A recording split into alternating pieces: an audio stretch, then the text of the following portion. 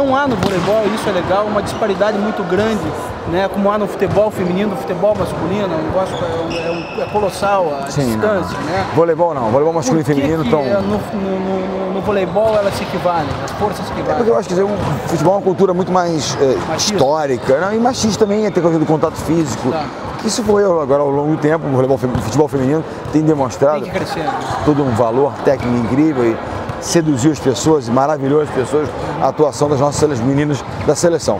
O voleibol já não, na sua gênese, ele é um esporte tanto praticado por homens quanto por mulheres, né? Nas escolas, nos clubes, então é um esporte que atende bem a ambas as categorias, masculino e feminino, e isso foi crescendo naturalmente. As seleções são bem sucedidas em ambos os sexos e, portanto, há patrocínio para ambas as categorias também, então não houve nenhuma disparidade desde o início do movimento. E fora do Brasil, Bernardinho, o que a gente vê de mercado forte no voleibol europeu? Tem mercados lá realmente fortes?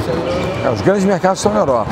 A Itália, o principal campeonato, a Rússia crescendo muito, tanto que o Giba, que é paranaense, talvez um dos maiores nomes do voleibol mundial na atualidade, está atuando na Rússia, o Samuel também atua na Rússia, um outro jovem da seleção brasileira. A Grécia também é um campeonato bom e que bons salários, temos 2 jogadores jogando na Grécia, a Turquia vem crescendo muito, assim como a Espanha, enfim, há muitos campeonatos. França, perto disso aí ou não?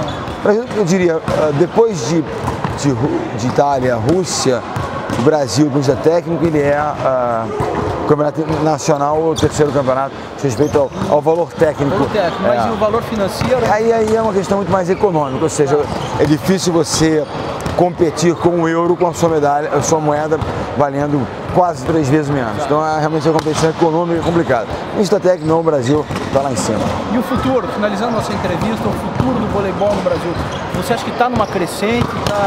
Qual que é o panorama atual do voleibol depois de todos esses títulos aí conquistados? Eu acho que o voleibol continua crescendo, o voleibol continua gerando interesse, a massificação ela é um processo contínuo e vem alimentando essa máquina de produção de bons jogadores. É claro que o Brasil não vai vencer sempre, como vem vencendo aí com a seleção masculina, mas vai estar sempre as principais equipes, ou seja, o Brasil se inseriu definitivamente entre as melhores equipes do mundo, tanto no feminino quanto no masculino, e isso é certamente uma previsão que eu faço para o futuro. E a transição do feminino para o masculino se deu de forma absolutamente tranquila? Era um time grande, até porque eu joguei durante muitos anos, então tinha um conhecimento como treinador do feminino, jogador, e depois trouxe muito da experiência do feminino e do masculino também.